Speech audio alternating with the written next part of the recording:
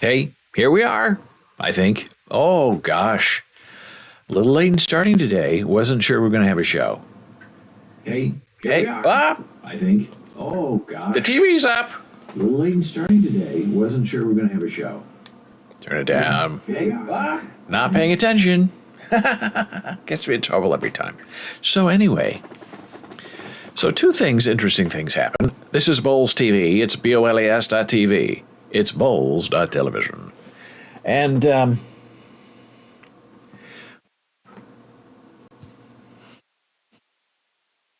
as I have told the story here on this live stream several different times, about my heartache of being in a dental chair from 9:30 in the morning until 5:30 p.m. I now realize that I have a little bit of trouble with those teeth that were worked on. And so I've been, putting up with things. I will survive. This will not be a problem. I can put up with the pain. And then finally over the weekend I realized, the longer I put up with this pain, the more difficult it will be to go back to the dentist to say we need to redo some things because we have some pain going on. So I finally toughened up this morning and called the dentist's office. They were not that thrilled to hear from me because I was there an entire day, sitting in a chair. But they said, okay, maybe we can see you today. They couldn't. Well, this is holiday week, I know. I said, the only reason I'm calling is to put you on notice, but to let you know that I'm still having trouble with this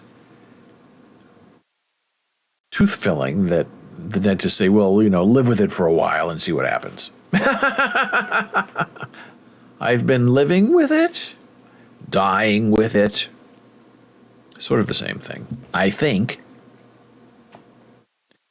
So I'm waiting. But I said, if you have any cancellations, let me know, and I'll come right in because they're pretty much across the street from where we live. And they've done that before. They've called and, we have an appointment at 11. We have an appointment at 2. They say, can you come in at 9 o'clock in the morning? And so I always try to be accommodating and just say, okay, we'll be there. And then we go. So if they call in 5 minutes, half an hour, I'm going. Because who wants to wait until December to get your pain fixed? And that's an interesting thing one of my previous dentists told me. And I thought it was kind of curious. He said you should never have any tooth pain. Because there are dentists who say, well, you bite down a little bit too hard, you hit at the wrong angle, you're going to have it might be a little bit of pain. Be a little bit of tooth aching. And that dentist told me, he said, there's no such thing. A good dentist will never allow you to have any sort of pain when you're chewing, when you're just sitting, watching television. It's not a thing. So don't let them try to convince you of that.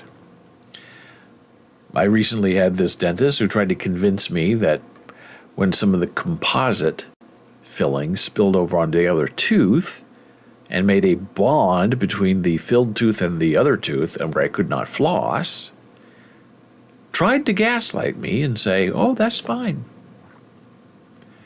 Yeah, it's a good seal. And I said, well, how am I supposed to floss when I can't floss? I guess she thought I was just stupid. And I am, but I do try to hide it. So we had a conversation about it, and then she kind of realized that maybe I had done some research. I'm very old. I've had a lot of dental work.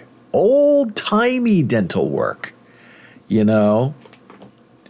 where sometimes you were numbed and sometimes you weren't.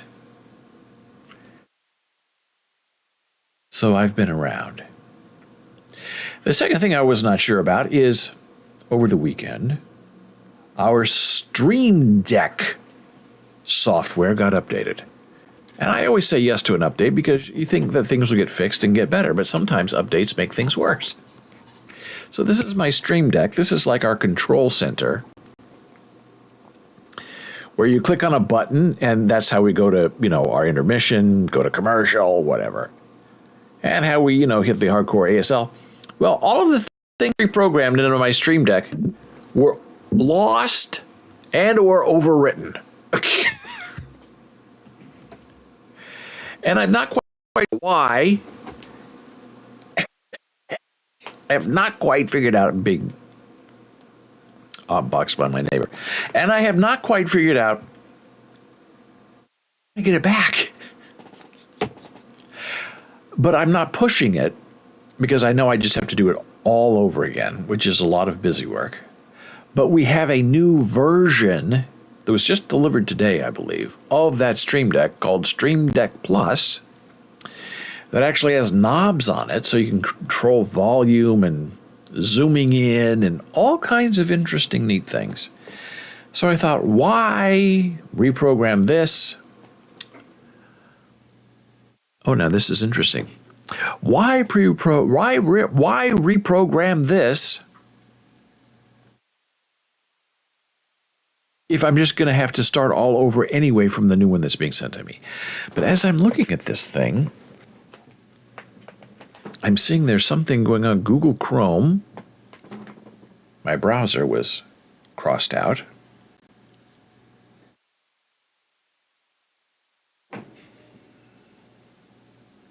I'm seeing something from OBS Studio that I'm very tempted to touch it and see what happens. And I'm touching it right now. Nothing happened. Big yellow triangle, which is not good, which is what I've been getting all the time that I've been playing with this. Discord, same thing, big yellow triangle. I don't know what's going on. I don't know why. Everything I had saved appears to is gone. Am I laughing or am I crying? Yes.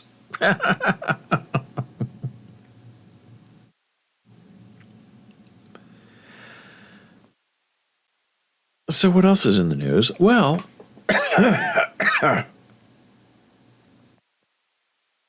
here's a little rant about UPS. Now, FedEx used to be the king of delivery. I mean, you went to FedEx, they took care of you instantly. Now, not so much. UPS, pretty good. Amazon.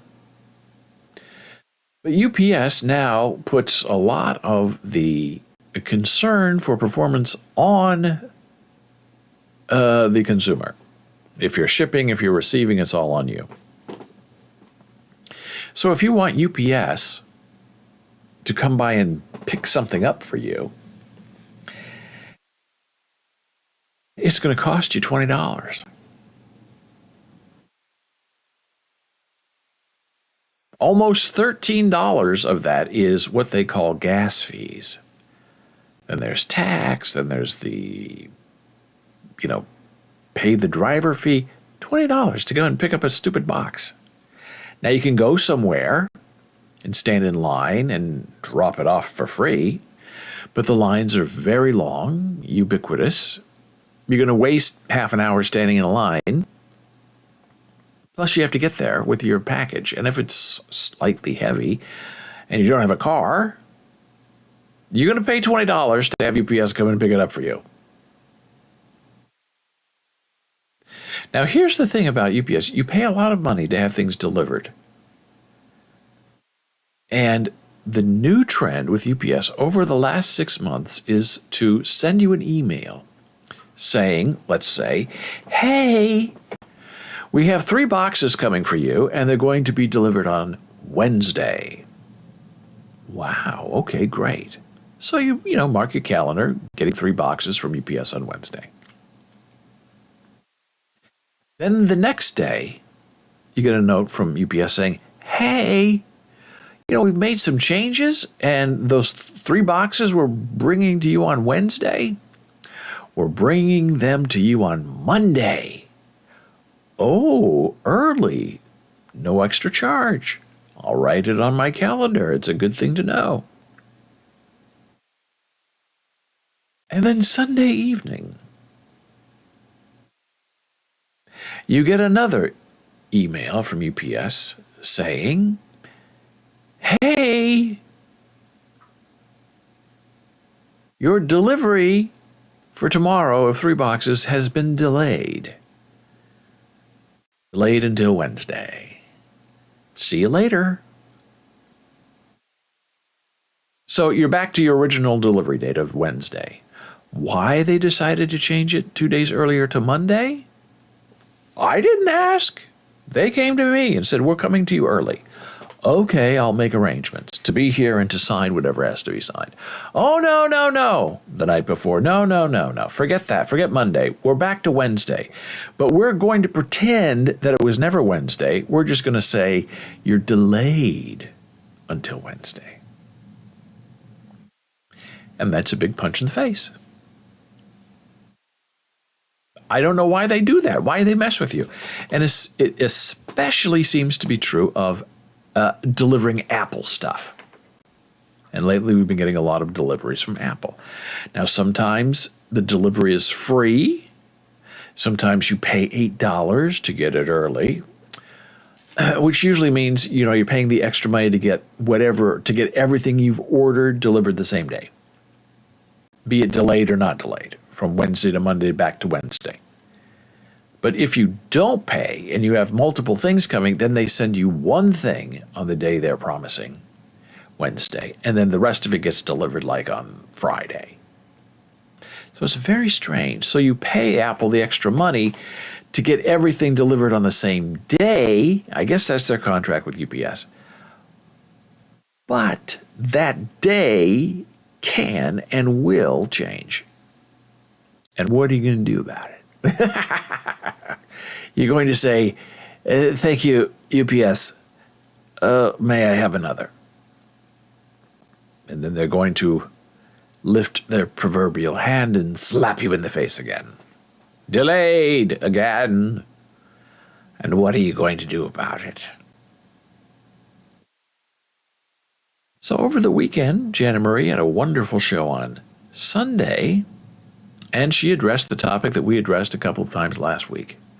This Lion King bigotry, where there are certain people, like Shelley Guy and Lisa Carling, who believe that you cannot have a white person interpreting for the Lion King.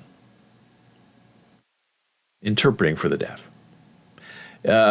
Because even though the show was written pretty much 99% by white people, directed by a white woman, won a lot of awards.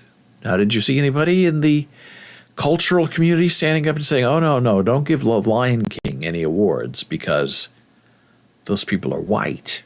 They're not black. It's not their story to tell. Fast forward 25 years, 25th anniversary of The Lion King on Broadway was, I believe, a week ago on a Sunday. And it seems like the wrong decision was made to replace a very talented white ASL interpreter with someone of color, I guess a black person. I don't know. I don't know how they're determining who's black and who's not. Are they just going by skin color alone? Are they doing a blood test? Are they doing DNA? Are they using the one-drop rule? It's all unclear. But what is very clear is that The Lion King on Broadway, Disney, does not want, according to Shelley Guy, white people interpreting for The Lion King. And they fired white interpreter. And he has now sued them in federal court for discrimination. And he'll win because he's right. And the interesting reason that I'm hearing that some people who happen to be black and know about The Lion King on Broadway say, well, this is a cultural issue.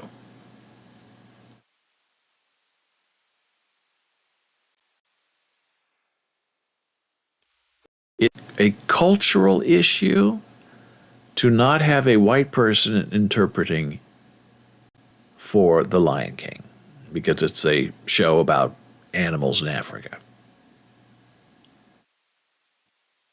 That I don't understand. The culture is what? The culture of bigotry and discrimination? oh, a white person can't understand the black culture and therefore cannot interpret it.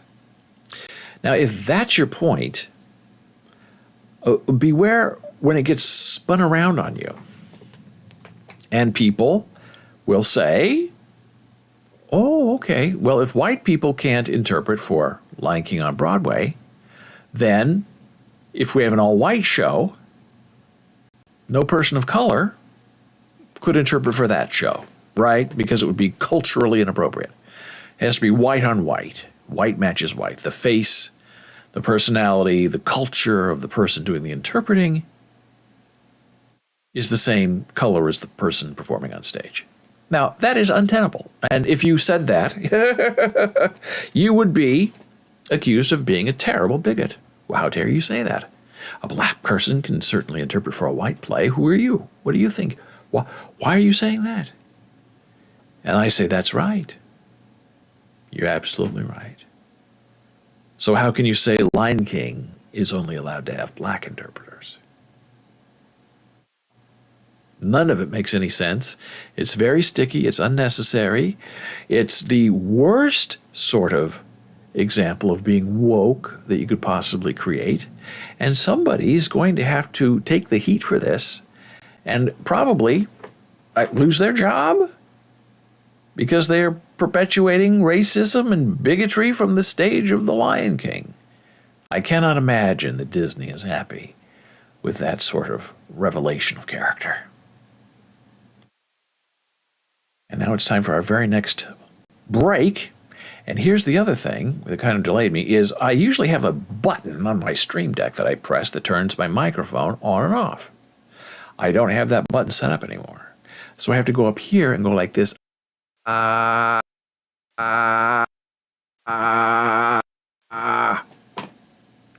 have a little button on the microphone, but it looks weird. Do I have to go, turn it off, turn it on?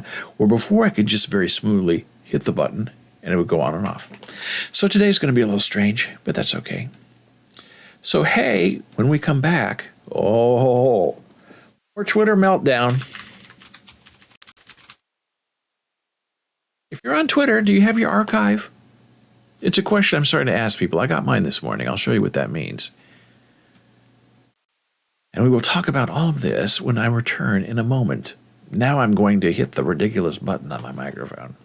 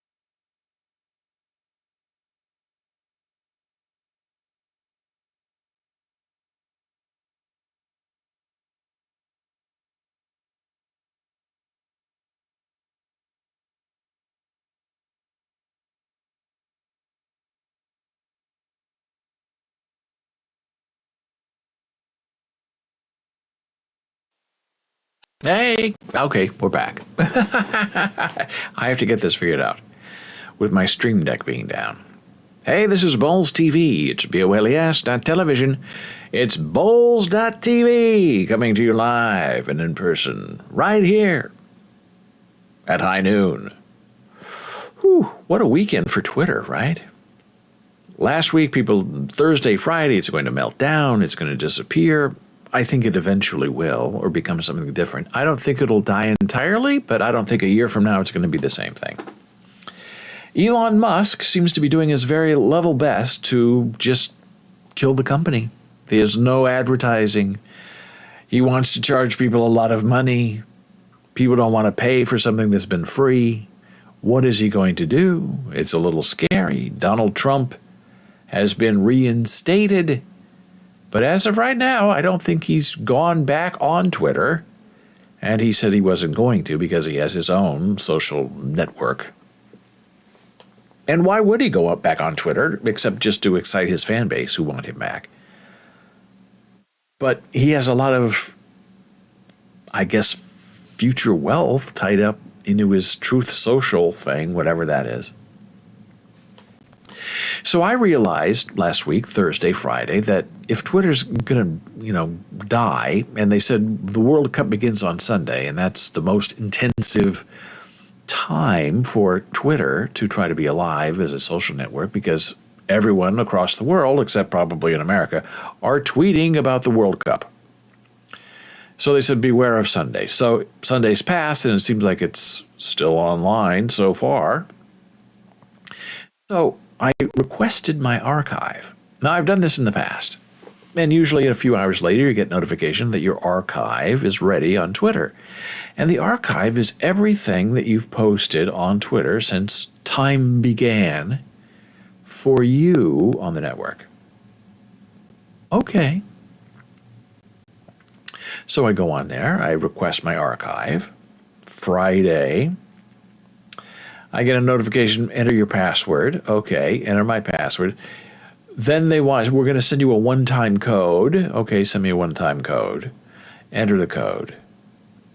Then they say, we have to verify you again. Enter your password, enter your password. And then after about 6 verifications of who you are, you're able to be taken to the screen in the web view of Twitter to request your archive. Request made. And then I started asking people online, how long did it take to get your archive? Because, Sunday's coming and the whole thing's going to burn down on Sunday. And people said, 3 days. So for me, 3 days was Sunday. I thought, it used to be 3 hours. Tells you what's going on, right? So nothing happened Sunday. I think, okay, if I don't get it, I don't get it. And then this morning, bright and early, I received notification that my archive was ready to be downloaded. And so I went and I downloaded my archive, and it was 3 gigabytes zipped. 3 gigabytes of what I would say ridiculous foolishness of about 27,000 tweets over the years. So what's in this archive? I don't know. Now, some people say you download this archive,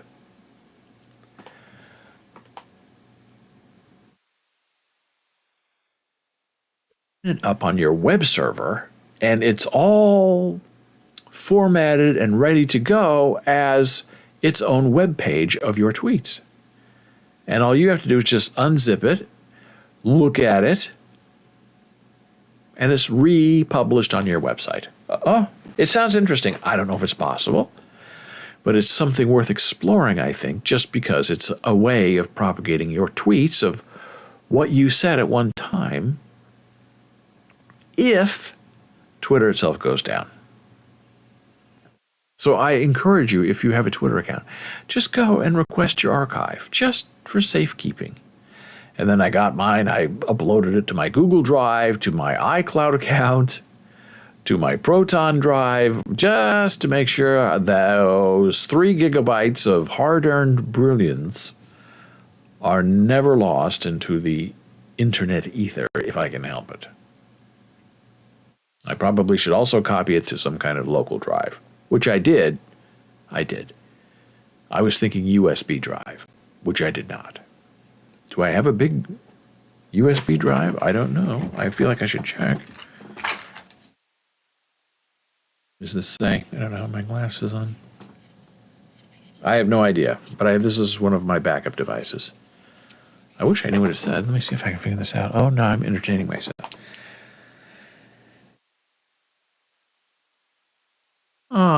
32 gigabytes. USB 3. Well, that sounds delightful, and I just might have to mess with this. And maybe I will just open this up. It's all plastic. Very cheap. Ding dong. The witch is dead. So I'm just having fun with you, I think, right? Are we having fun?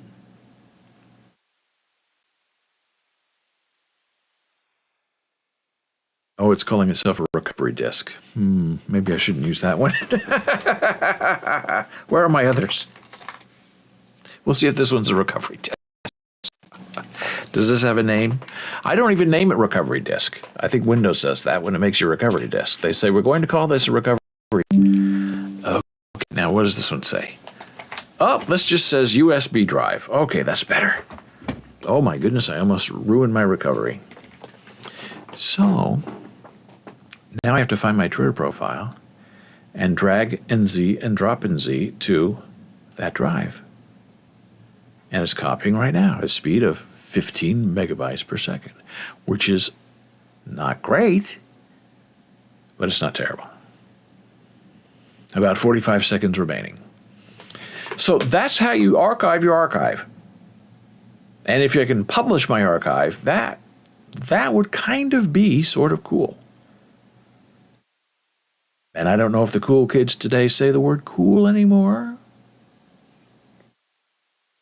But sometimes your age shows and you just can't help it. Oh, now it's about 60 seconds left.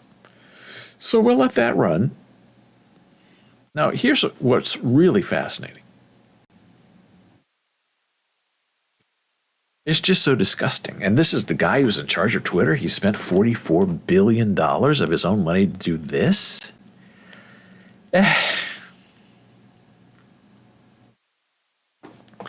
This is a tweet that Elon Musk put out, I believe, yesterday.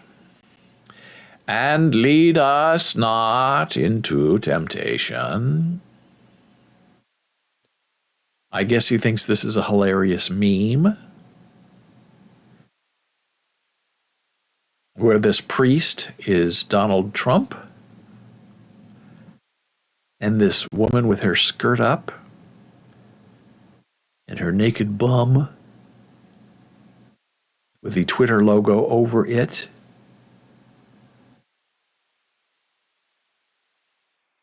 is some kind of hilarious thing where the temptation of Donald Trump is to go back to Twitter and do something from behind? That's who's leading Twitter. Now, again, I've made this excuse in the past. Elon Musk is disabled. He has Asperger's. His decision-making, his sense of humor, his reading the room, he doesn't have that talent. He may have a lot of money, but he does not know how to read the room. So Joyce Eileen, who is a terrific law professor, you see her on TV a lot. She was all over this morning talking about the new special counsel, prosecutor, whatever he is, that's going after Trump, not going after Trump. Does a great job. She has 970,000 followers.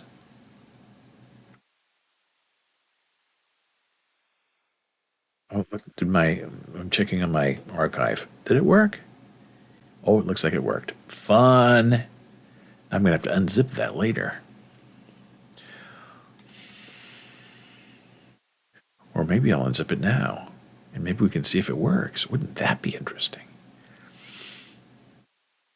So Joyce says, there is so much wrong with Musk's tweet that I continue to find it hard to believe it's not intentional. I wonder what he's playing at. And I know a lot of people feel that way. They think he's purchased Twitter to destroy Twitter. That doesn't make sense to me. He may have powerful partners, the Saudis, his PayPal pals who contributed money, but why would you burn $44 billion just to end Twitter? The easiest way to end Twitter is to just hack it, overwrite it with bots, go after the advertisers.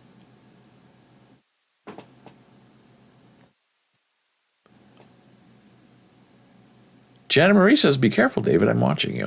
Uh-oh, what did I say? I'm not sure what I said.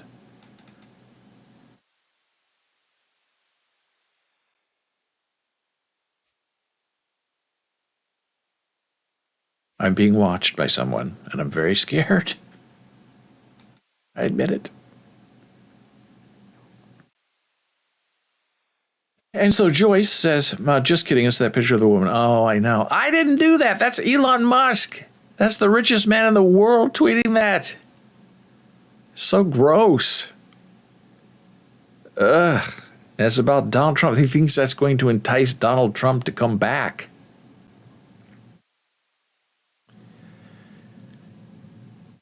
He's a kid playing with his new expensive toy on the front lawn so the other kids can see. It's vile, vile, vile.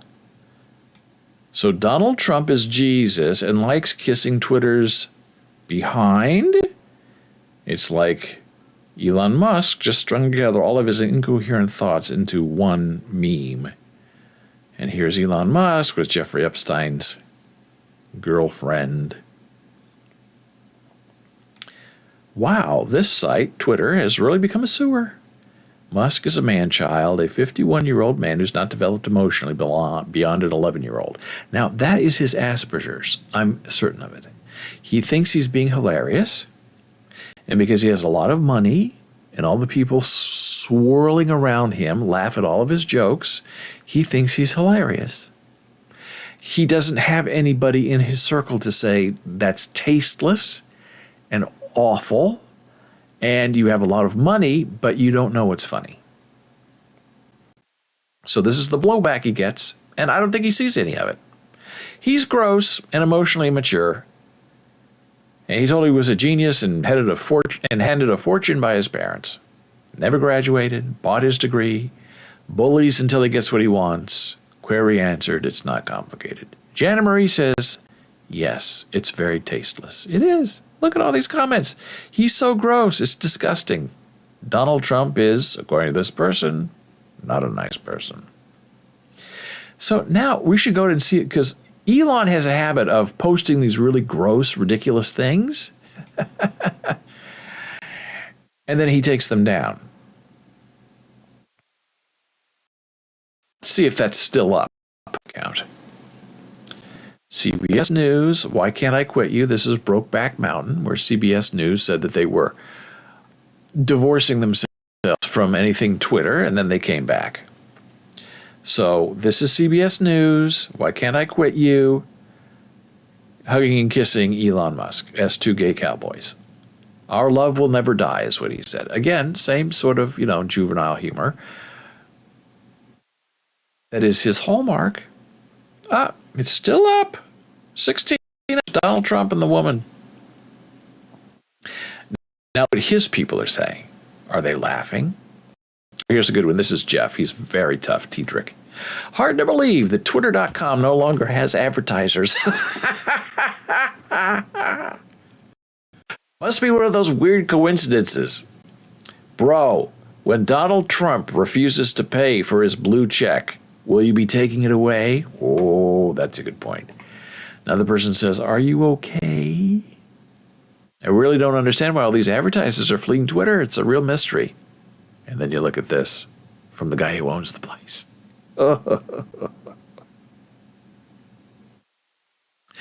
This is another interesting one where, Donald Trump, Elon Musk, is using Donald Trump to make fun of people who need medication.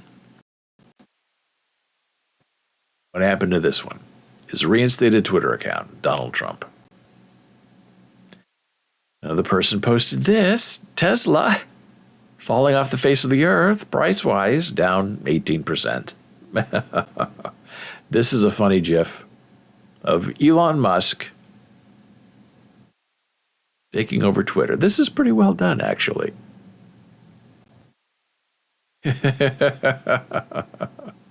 He does seem to be panic tweeting quite a bit over the last few days. Tasteless, stupid stuff. People say these are classic signs of behavior of a person who's not getting enough sleep.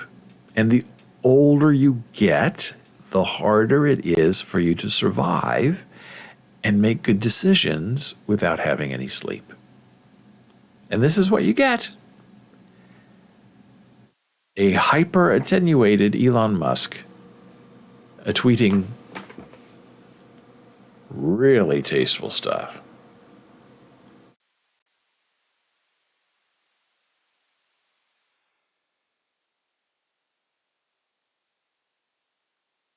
And this is interesting. That is the same image, I guess, of the Trump and the bent-over girl. That's the same image you used in February of 2020 regarding your dilemma with Bitcoin. That helps in the price of Bitcoin from just under $10,000 to almost $70,000. Kind of ironic that you would use it again as Bitcoin is poised to crash below $10,000. That's from Peter Schiff, chief economist and global strategist for Europac.com. A woman named Lindsay Boylan says, Rape Culture America. Brought to you by the billionaire owner of this site and a former president. Over here now, someone else has taken this, oh boy, and made it into a different meme. Elon Musk and then sophomoric infantile behavior instead of the Twitter. So this is no longer Trump, this is Elon, and this is now. That's how a meme works. Still gross, but this one's slightly funnier. I don't know what's going on in the world. All these memes and things that don't make any sense. And somebody... oh, and this one, the same thing, Donald Trump, the Twitter, and then instead of the woman's face, they've replaced it with Elon's face. Then says, I fixed it for you. Funnier than what Elon put up. So... this is where we are with Twitter, the beloved Twitter that a lot of journalists use in order to communicate with each other. And there are other options out there, and we will explore them together. But here's what our old friend Bob Lefsetz has said about Elon Musk. The bee is back. Now he's quoting the very famous Elton John song. Elon Musk reinstates Trump's Twitter account. Mr. Musk, who ran a poll on Twitter about whether to bring back the former president of the service, said the people have spoken. That was then. This is now. Donald Trump was a disruptor. He said the unsayable, the unsayable. He broke norms. He rallied people who were sick of stuffed shirts, who believed they were above them, who had forgotten about them, especially when it was about globalization. And then Bob goes on and on. And then he kind of morphs into a discussion about Democrats and Republicans. No one is laughing anymore, any of the Democrats or Republicans. It's a fight for the soul of our country. It's a fight for democracy. It's a fight for an abortion. And Trump is on the losing side of all of these issues, which is why the Republicans got creamed in this year's elections. Turns out most American citizens are frightened. Turns out they'd rather live in a land of enforced laws that apply to everyone. They're scared of a creeping autocracy, and they know if elections are not sacred, you don't have a democracy.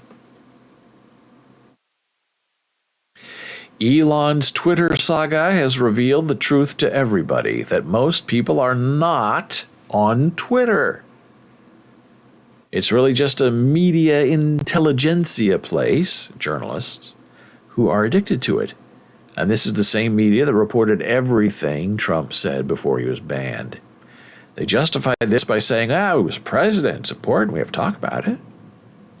They used false equivalencies when Trump was lying outright. They'd get a quote from the other side saying that Trump was speaking the truth. And there was infrastructure, like Fox News, defending Trump, spewing disinformation 24/7. But Fox has gotten in trouble for this. The voting machine results, the lawsuits, nothing to laugh at. Turns out supporting Trump is bad for business after all. And they downplay the Donald if they say nothing about him. And Bob finishes with Elon Musk is so self-centered, so deep in his bubble that he doesn't even know he's losing.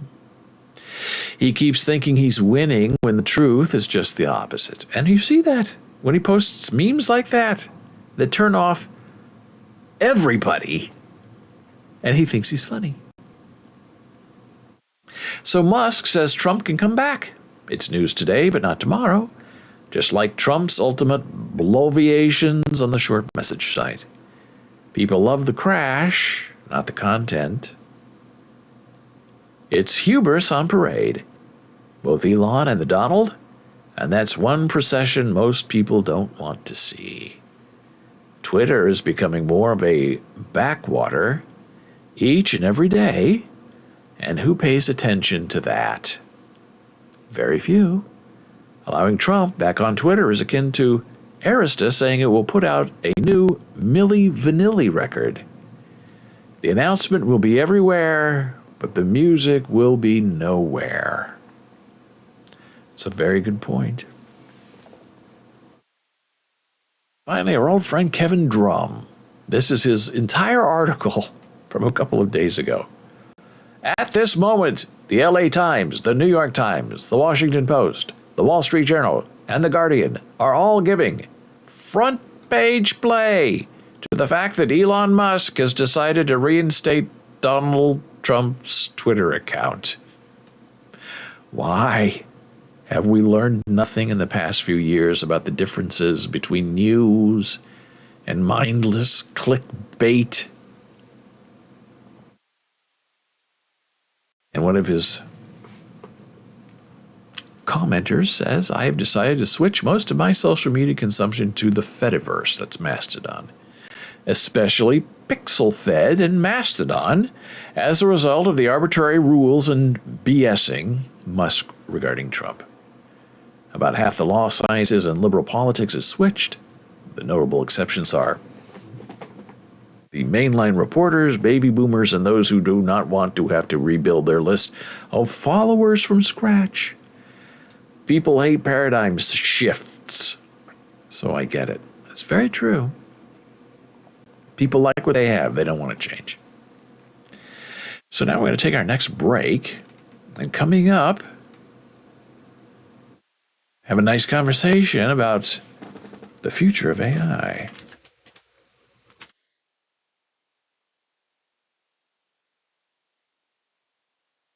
We will return in a moment as I hit my microphone button.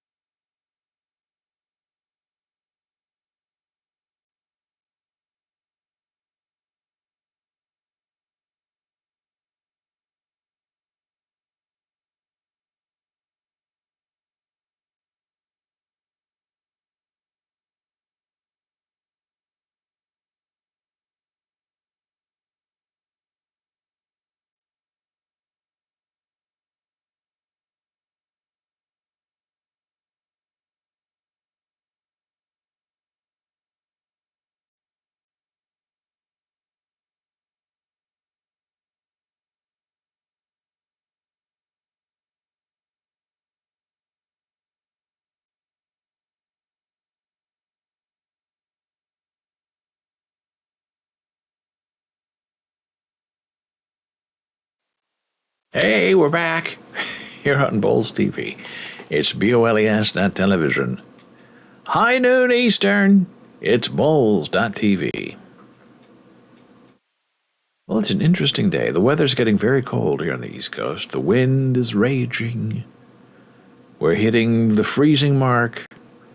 And I guess that's appropriate for sort of like the middle of November, right?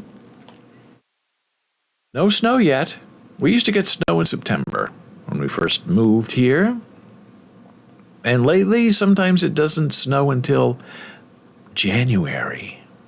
That's like a 3-month change, right? September, October, November, December, 4-month change. Very bizarre weather patterns we're having. So we live in a great big skyrise building, one of 3 buildings. The first one where we live, the OG building, the original gangster building, is finished. Tower 2 went up last year, finished full. They're now finishing the triumvirate for the win in building number 3. The only problem is when they build buildings, the outside areas become sort of off limits. You can't swim, you can't really hang out because there is a fear, real or otherwise, that things are going to be dropped on you from high heights from above. All of our outside areas are like on the 8th floor, and these are 70-story tall buildings. So if someone's going to hit you while you're outside sunning yourself, it's going to hurt. And one of the big losses was the loss of a dog run. They had a whole little thing that was kind of built next to one of the parking garages, and I think it's five floors up, I think. And it's like a little square that juts out from the building, and it's a big dog park that's built for dogs. You get there by going through a garage, and there are like slides and things you can jump on and leap on, big dogs, tall dogs, and it's outside, it's fun, sunshine. Allegedly keeps all the poop and the pee in that area, but unfortunately, in the elevators and in the hallways, and especially in the doors that lead into the building, you do find little puddles. And it's very sad because these dogs are, a lot of them, home alone all day. And when their parents come home from work or wherever they are, it's been a long time. And a lot of these dogs hold their water, as they say, and then the second they get out the front door of their apartment, they cannot hold it any longer. And it's very painful to watch them. I mean, they just explode once they get outside. So the dog park's been closed for a few months, and I guess people are complaining because we now have a new temporary dog park in the building. It is in the parking garage. And they actually sent pictures from management saying, hey, here's the new dog park. I think it's on the 2nd floor of the parking garage. And they explained, I don't know which parking garage, which building it is. This must be building 2. And hey, here you go. So it's very nice. You can see they paid money for that greenery. I don't know what these things are here, but I guess you jump on them, or maybe it's part of the parking. I don't know. But here's another photograph. Level 2, another angle on the dog park. Okay, I see these are pillars. These are not playthings. I was deceived. So there you go. There's the new dog park in the building. Dog park. Place for kids to play.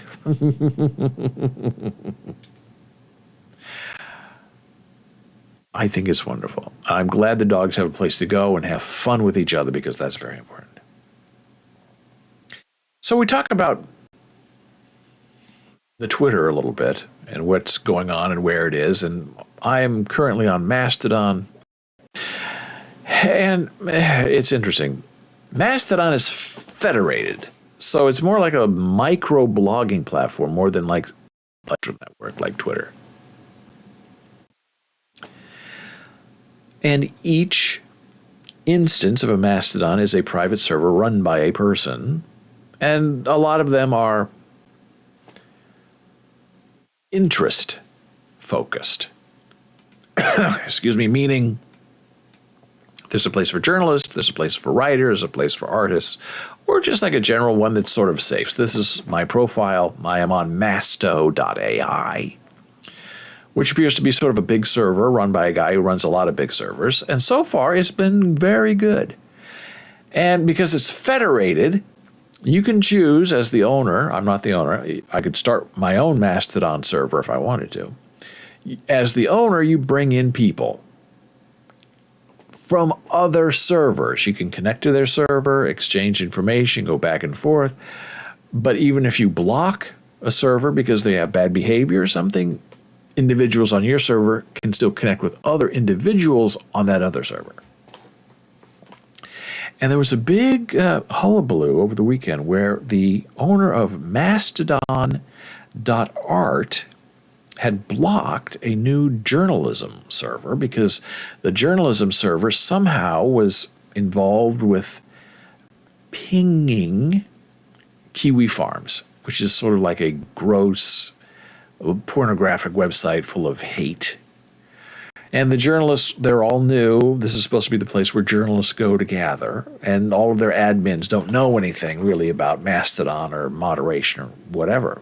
And the journalistic idea is everything should be free and we'll hear everybody. Well, that's not how Mastodon works. They don't want negativity and cruelty and hatred. They want a nice, quiet place where people can think together and learn. So the Mastodon.art people blocked the journalism server. And they might unblock them if they change their behavior in the future. But right now they're all blocked. And people on the art server were saying, thank you so much. We have a lot of vulnerable people on our server. We talk about art and artistry. And a lot of our people are in the minority, sexually, racially, and they're prime targets for attack from places like Kiwi Farms. And other people said, because it's federated from other servers, can say to Mastodon.art, what's wrong with you? Who do you think you are to block my information to people on the journalism server? And the Mastodon.art people said, look, you do you, we'll do what we do. We've been here for a long time. We know how to protect our people on our server. So while we thank you for chatting with us, we're really not interested in hearing anything you have to say. So that was interesting, going back and forth and talking about different things. And it's important that you get on the right server, the right Mastodon server, because it matters. How it's managed. Now, I would prefer something like Mastodon.art, where they're blocking Kiwi Farms, they're blocking mean and nasty people, because I don't want to have any part of that. I would rather have it blocked at the source than have to block it myself. And there are other people who said, no, I'll block it. Don't you block it. So that's part of this new experience that comes with the controversy. It's very unfortunate, but still extremely fascinating. So Mastodon is one place where you can hang out and head up to. Another place is PixelFed. Now this is sort of a social network where you can post images. A lot of people post photography. And this is not Mastodon, this is PixelFed, but the Fed means federated. So there are a variety of different places you can go. Oh, somebody liked my art. I guess I should follow this person because they like my stuff. I'll follow. I think it's my first follow. And this is where it gets interesting. So I posted two things because I just joined it, I think, yesterday. Sensitive content. I marked it this way: AI assassin with AI rifle. This is my whole series on Lee Harvey Oswald and things he didn't do, places he did not go. This is Lee Harvey Oswald at the Texas Rifle Gun Show that my AI bot created for me. And if you know anything about Lee Harvey Oswald, very interesting. I posted more funnier examples of this, how AI art can place people in history in places where they don't belong and never were, on my Twitter account, at David Bowles, and on Facebook, BOLES. So I guess we could go there and look. I'll show what it looks like. I think it's hilariously funny, but who am I? Who am I to judge myself? There we are, live and in concert, having the time of our life. Oh, I did my Andy Warhol thing too. Andy Warhol lifting weights, Andy Warhol at the Carnival Midway, Andy Warhol shopping in a supermarket. All things Andy Warhol never did while he was alive. Andy Warhol waiting for the bus as a poster of Andy Warhol. Lee Harvey Oswald, same thing. Places he never was. At a Carnival Midway. Lee Harvey Oswald posing at the Texas Rifle Gun Show, different shot from what we had before. At a Texas football game in a crowd filled with Lee Harvey Oswald lookalikes. Here he is, Lee Harvey Oswald posing with a fish he caught. Did not catch. That is the power and the conjunctivitis, we'll say, of AI bots. And I'll show you what I'm doing on the Facebook.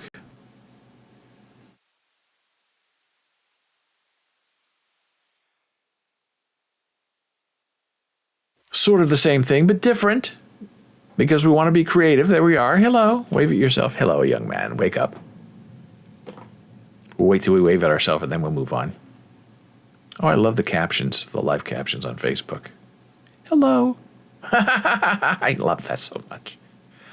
So here we go. Boom, boom, boom. Okay, this is Andy Warhol again. Andy Warhol playing basketball, pickup basketball. Never did it. Andy Warhol sunning himself in the sun without sunscreen. Never happened. Andy Warhol dancing an Irish jig. Never happened, but for the AI. Andy Warhol playing professional hockey. Never happened. Our Lee Harvey Oswald posing with a Russian bear, holding a rifle. Andy Warhol as the host of a television children's show. Never happened. AI, Lee Harvey Oswald posing with a woman he does not know. And of course, my favorite, Lee Harvey Oswald posing at a Carnival Midway. Never was there. Didn't happen. None of the people are real. It's all fakery with artificial intelligence. These are my Dan Mumford cats that have now taken over my profile pic on both Twitter and the Facebook.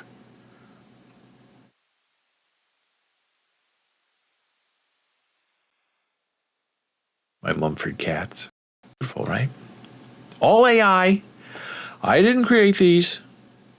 My AI bot created these for me. And the other place we're trying to hang out is Tribal.com. They seem to have about 700,000 people now registered on their website. They're very happy. They post on Twitter about how many people they have on their website. As you can see, they don't really appear to have a mobile view of their website, because this is just, as they say, ugly. This works. This, it's not cutting it. And of course, oh, here's another Lee Harvey Oswald photograph that never happened, posing at the gun show. Hyper realistic, weird, right? Really scary stuff. Imagine where you can place people today in places they don't belong. We watched a movie last night about a bus that read the facial image of a young woman and then made her into a murderer using software and put a hit out on her. We live in scary times, my friend. This is Banksy-inspired AI. Very convincing, very interesting. This is my AI bot creating a poster for me for the Nebraska-Wisconsin game that was a terrible disaster on Saturday. Nebraska, as always, loses by a point or two. Inspired by Aeon Flux. If you remember that MTV show, The Forgotten King, all of this AI. A young child watching television, and the television is watching the young child back. This is our utopian world, and there I am, in my wonderful, sort of creepy Halloween costume. Now it's time to take a very brief break. We will return, and we're going to have a little bit of fun. We haven't played chess for a while, so I'm going to show you all the terrible things I'm not good at. It's a self-confession, really.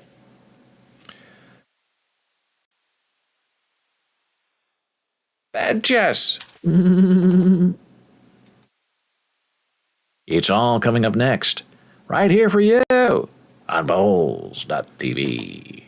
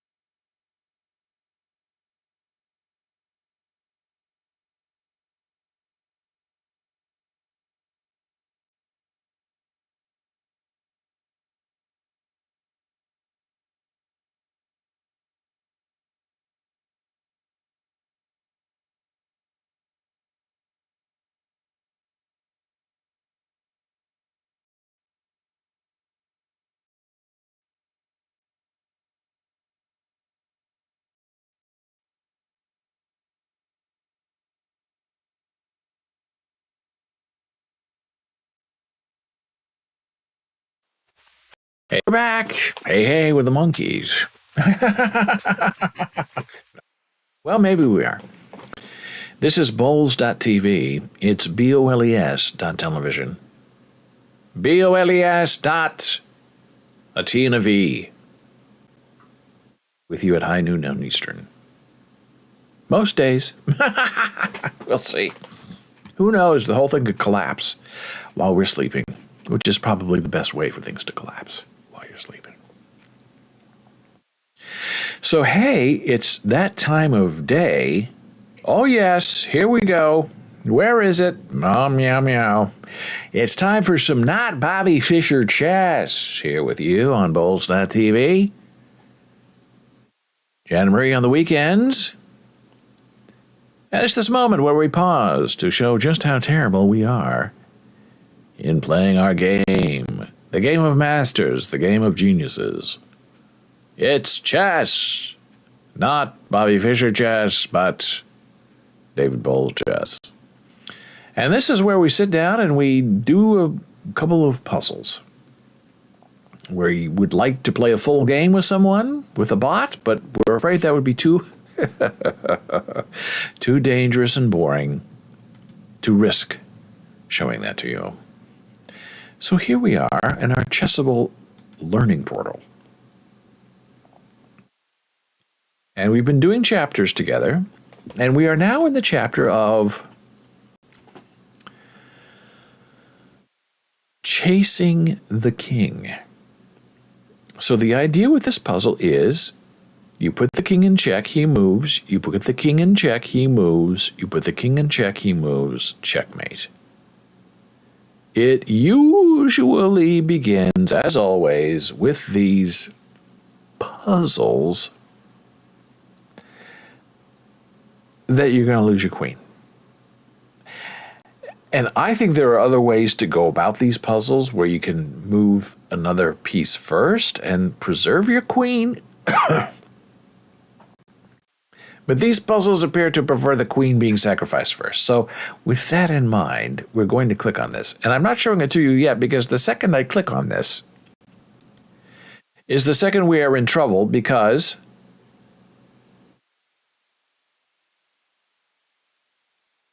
a timer starts. And once the timer starts, I have, I think, 30 seconds to start making my move or I'm in trouble. So with that in mind, we begin. All right, we are black to play. I think we have 4 or 5 moves. Black to play, black to play. That means this is the object of our desire. This is very crowded. I'm getting slightly worried now. What have I done? Okay, all these are blocked. This could move here. My queen, not really in danger of being captured immediately, which is very interesting for this kind of puzzle. So I think the thing is going to be a bishop sacrifice because these knights are dead, blocked. The rook can't do anything. This rook can't do anything either yet. So this tells me it has to be a bishop move. I will try. I made the right move. Now the timer resets, and I have another 30 seconds to make my unpredictable move. So here we go. Here's my pawn. I'm assuming, and never assume without you and me, without making that this is the queen move. Puts the king in check, and then the queen will be sacrificed. And then the pawn will take the bishop. Because that's all I'm seeing. They want the king put in check with every move you make. That's what this chapter is doing. So I think that's my only move I have to make because that's the only piece I can move. It's got to be that.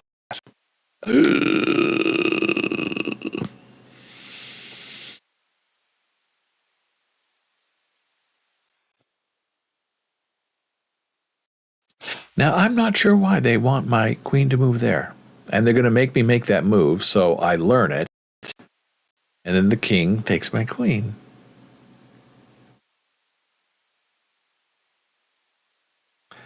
I'm not sure I understand why. So now what am I going to do? How do I put a king? How do I put a king in check? And I'm running out of time.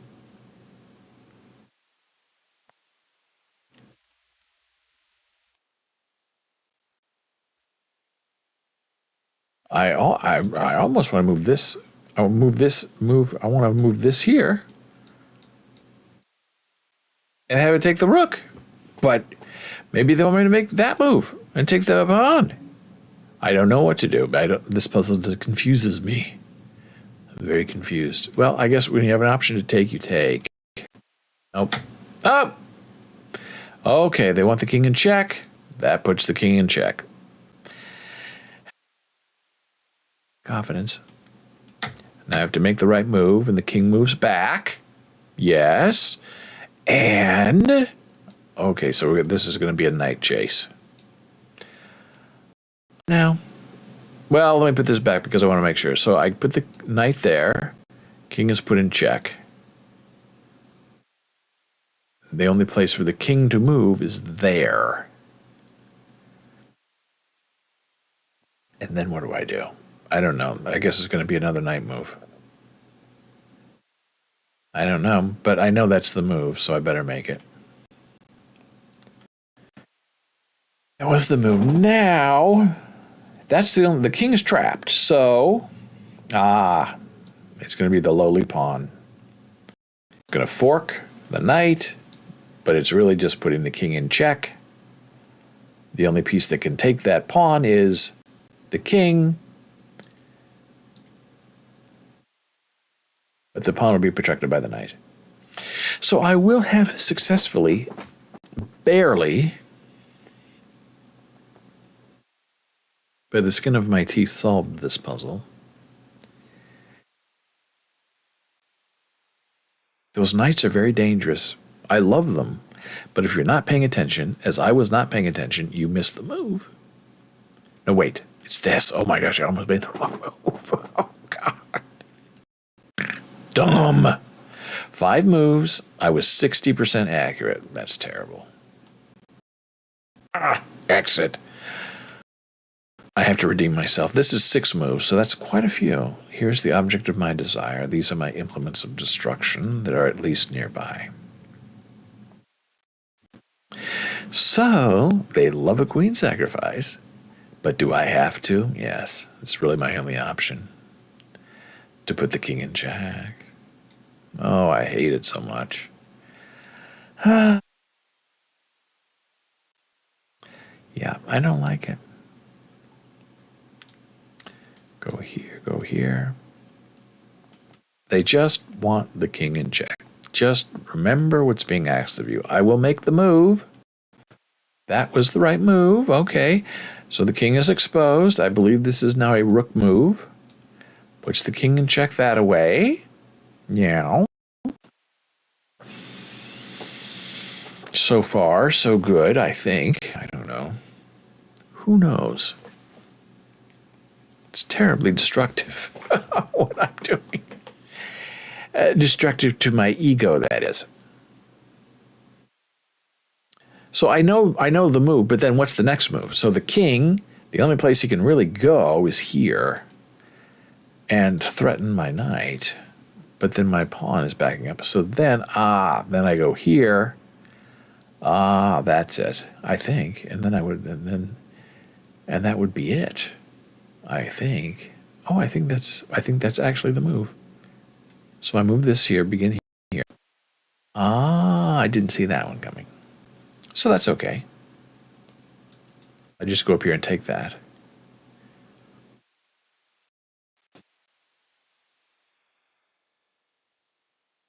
And then we'll see what the king does, right? Yeah, now, sort of forked, but not really. Because if I move here, it puts the king in check. The king cannot move there because of the knight.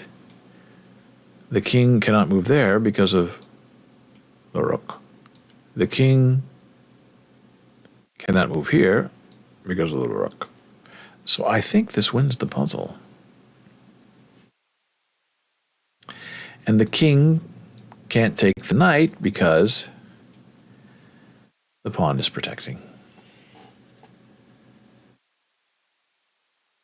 I think it's right, but I don't know if it's right. I thought I was right on the first puzzle, and I was very, very wrong. But it looks safe. I better do it before my time runs out. Yes. But now what? What have I done? Okay, so we have down here, goes here, puts the king in check, right?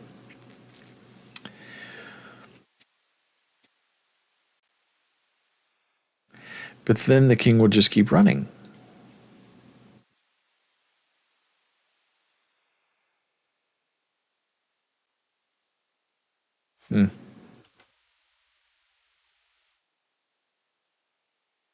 They always want the king in check. So that is, I must put the king in check with every move. That is the only move I have that puts the king in check without losing a piece. I better do it. Yes, okay, that's what I thought. Now,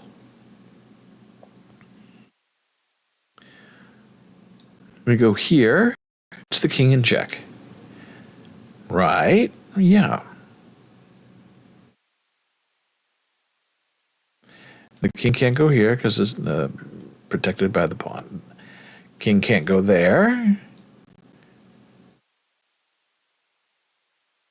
A king can't go there. Okay. And this is what I was worried about. The king can't go there because this knight is going to smash. And because this pawn moves up here, right? Protected by that pawn. Okay, so that's the move. It's a pawn move. A pawn check.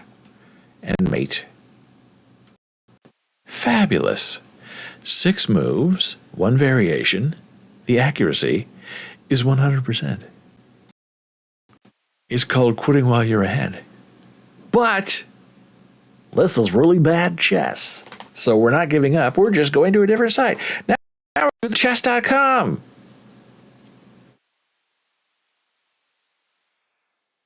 Puzzle of the day. I guess that's what they call it. I don't know. Double attack, single action is what this is called. Now, these are early in the week puzzles, so they're supposed to be sort of easier than puzzles later in the week. I believe I'm playing white. Yes, white to play. Okay, so. Okay. So, double attack, single solution. Now, this is great because I'm not on a time limit. Like that matters. There's the object of my desire. Here are my implements of destruction. Notice there are 2 forward knights, which makes me think this is going to be knight moves. Working on the knight moves. Working on the front page. Drive-in news. Whatever. Okay, so, and they really like queen sacrifices, and they really, really like putting the king in check always. But these chess.com puzzles do not always mean that.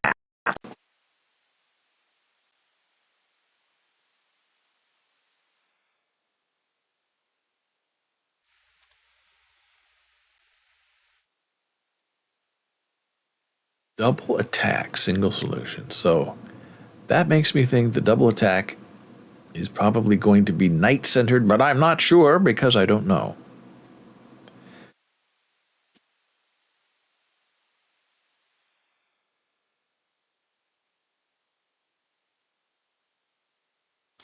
And when I make, on these chess.com puzzles, when I make 3 errors in a row, then I get a hint. I don't ever want to hit solution because I like figuring it out. But sometimes my finger tweaks and I hit hint twice. And then it gives me the solution. Okay, now come on now. There's really nothing that's going to get me anywhere fast with this.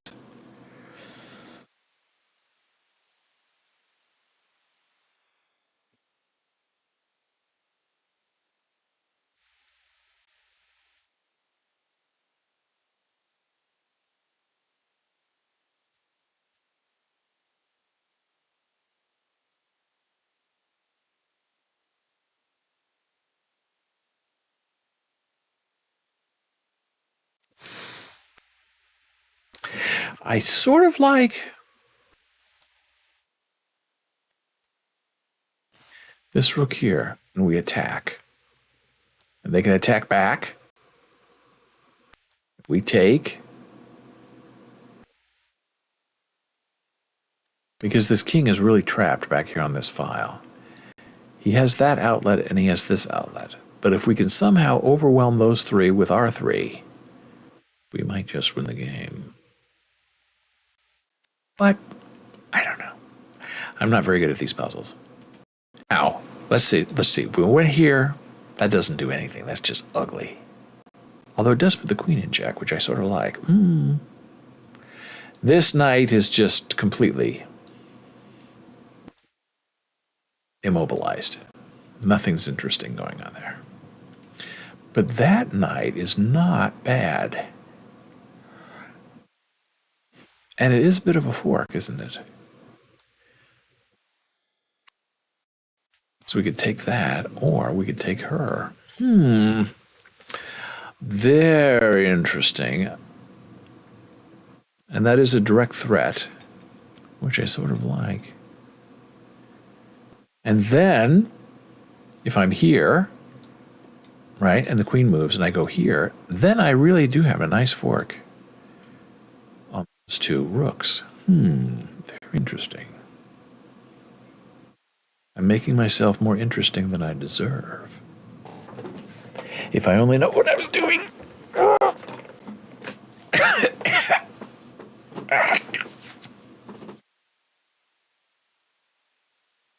I will do. Oh, my gosh, it was the right move.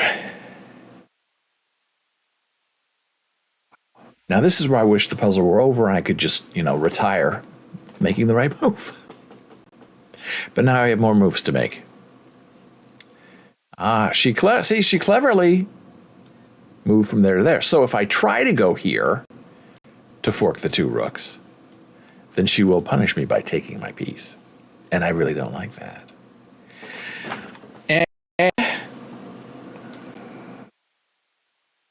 Just by moving there, she still protects her bishop, which is lasering in on my bishop, which I really don't like.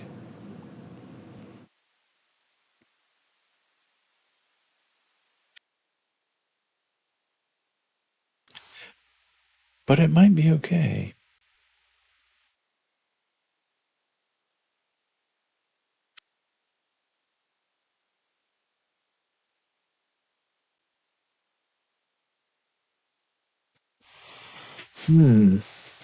Because if I moved here, the queen is going to take.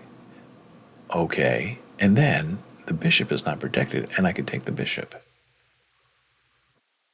And then the queen would take my bishop. That's painful, yeah. But I could go here, up 2 and over 1.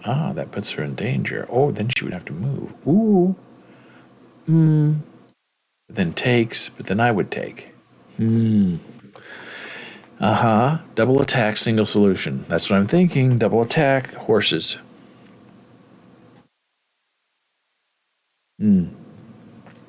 Knights, I mean. But I do kind of like the move. Let me try it. Let me think about it. Wait, okay, go here. Okay. The queen is in danger. She has to move. She can't go here to take my knight because I didn't move my knight there. I'm going to try it. I hate that sound.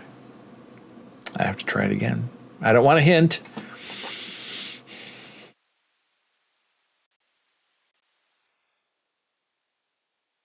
I think maybe I do take the. I think maybe I do take the bishop, forcing her to come down and take. I was going to say then I take here, but then she'll just go up that way. That's not it either.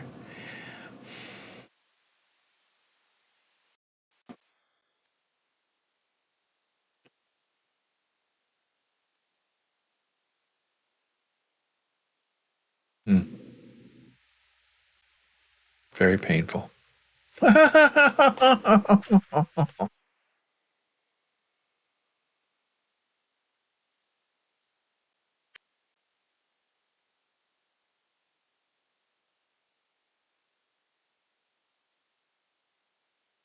Hmm.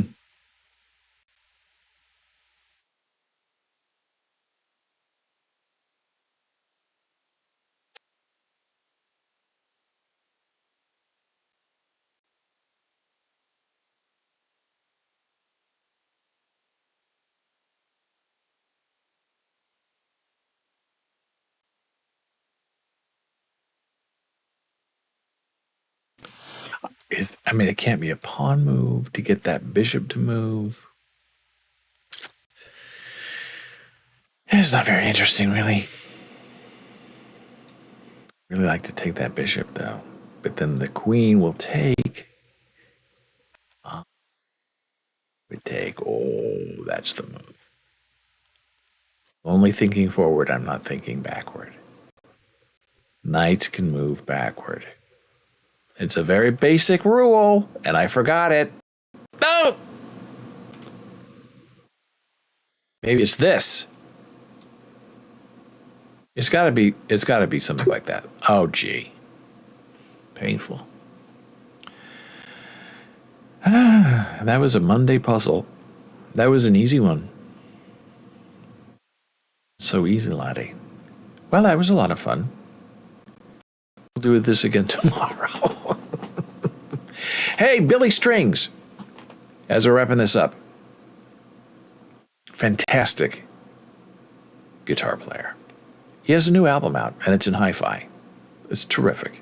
Called Me and Dad. It's out right now. You can listen on all your favorite spots. As long as I can remember, I want to make a record with my dad, Billy Strings says. His dad, Terry Barber, seated next to him. I've been burning up and down the highways the last 12 years, and as time slips away, you start thinking, I need to make time.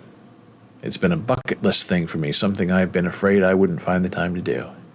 And that scared me. Not doing this record scared me. And it's a bluegrass roots album, and it's terrific. And if you don't believe me, go onto YouTube right now, do a search for Billy Strings. You're going to see Billy Strings doing a variety of music. Sometimes he's sitting on a couch playing guitar, and he has long, stringy hair, and he's just singing a Bob Dylan song. And then you're going to see him in a guitar studio, guitar shop, I guess it is, with a train howling in the background. Sometimes he's playing by himself. Sometimes he's playing among all these guitars with a friend.